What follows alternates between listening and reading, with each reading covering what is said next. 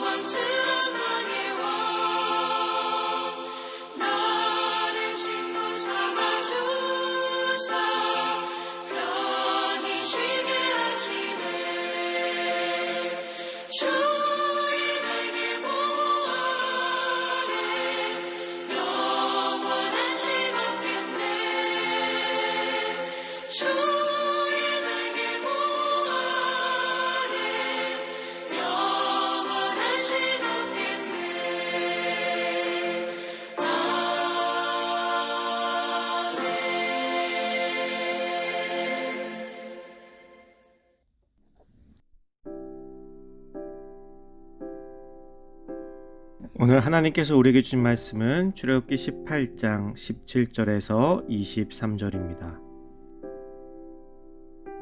모세의 장인이 그에게 이르되 내가 하는 것이 옳지 못하도다. 너와 또 너와 함께한 이 백성이 필경 기력이 쇠하리니 이 일이 내게 너무 중함이라. 내가 혼자 할 수 없으리라. 이제 내 말을 들으라. 내가 내게 방침을 가르치리니 하나님이 너와 함께 계실지로다. 너는 하나님 앞에서 그 백성을 위하여 그 사건들을 하나님께 가져오며 그들에게 율례와 법도를 가르쳐서 마땅히 갈 길과 할 일을 그들에게 보이고 너는 또 온 백성 가운데서 능력 있는 사람들 곧 하나님을 두려워하며 진실하며 불의한 이익을 미워하는 자를 살펴서 백성 위에 세워 천부장과 백부장과 50부장과 10부장을 삼아 그들이 때를 따라 백성을 재판하게 하라. 큰 일은 모두 내게 가져갈 것이요 작은 일은 모두 그들이 스스로 재판할 것이니 그리하면 그들이 너와 함께 담당할 것인즉 일이 내게 쉬우리라. 내가 만일 이 일을 하고 하나님께서도 내게 허락하시면 내가 이 일을 감당하고 이 모든 백성도 자기 곳으로 평안히 가리라. 아멘. 공동체를 위하여라는 제목으로 오늘 말씀 나누겠습니다. 모세의 장인 이드로는 모세의 간증을 통하여 살아계신 하나님을 만나게 되었습니다. 그로 인해 이드로는 당장 돌아가지 않고 이스라엘 진영에 좀 더 머물게 됩니다.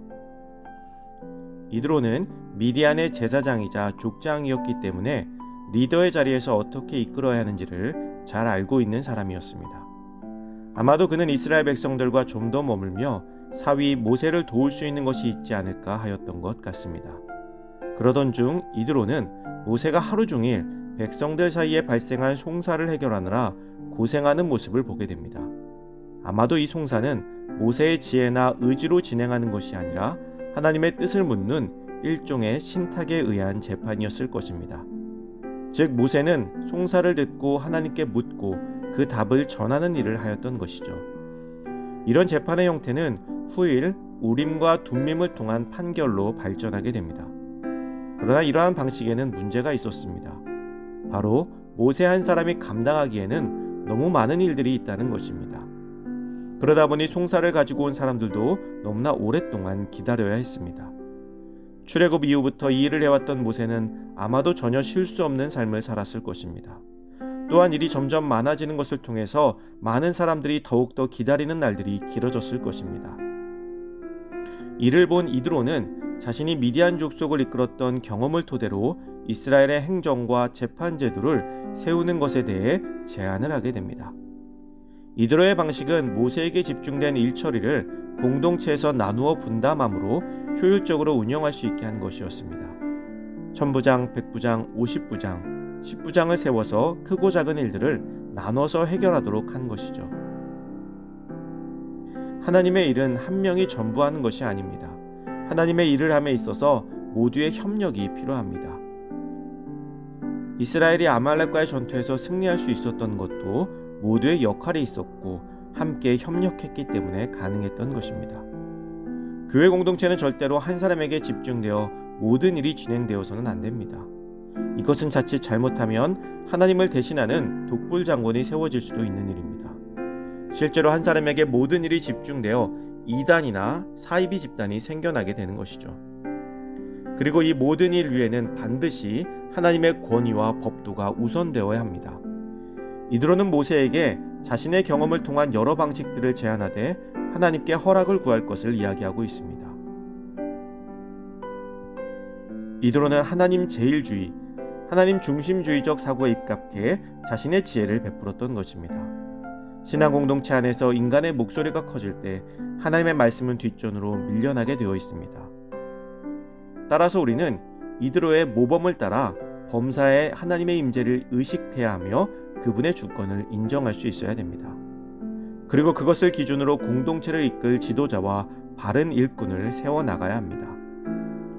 이드로가 제시한 바른 일꾼의 기준은 하나님을 두려워하며 진실하며 불의한 이익을 미워하는 자입니다. 즉 맡은 바 소임을 감당할 능력이 있어야 하며 인격도 믿음도 모두 겸비하고 있어야 하는 것입니다. 이것 중 하나라도 부족하면 바른 공동체를 세우기에 굉장히 어려움을 겪게 됩니다. 열심히만 한다고 리더의 자리에 세우거나 똑똑하다고만 해서 리더의 자리에 세우면 반드시 문제가 생기는 이유가 이것 때문입니다. 그리고 무엇보다 하나님 앞에서 진실해야 합니다. 나의 이득과 관계를 따지지 않고 하나님 앞에서 진실할 수 있는 사람이 리더가 되어야 하는 것이죠. 이 땅에 존재하는 수많은 교회는 예수 그리스도께서 피 흘려 세우신 공동체입니다. 또한 장차 완성될 하나님 나라의 그림자인 것이죠. 따라서 교회는 인간적인 발상과 의지로 운영되어서는 안 됩니다. 오직 하나님이 주인이시며 하나님의 뜻이 온전히 이루어지는 곳이어야만 합니다. 우리의 교회는 이러한 기준에 얼마만큼 적용되고 있을까요? 사랑하는 성도 여러분, 나의 신앙을 지키기 위해서는 교회 공동체를 바르게 세우기 위한 노력이 반드시 필요합니다. 우리가 먼저 하나님을 두려워하며 진실한 모습으로 교회 속에서 봉사하고 섬김으로 인해 이 땅에 참된 하나님의 교회를 세워가는 우리가 되기를 간절히 소망합니다.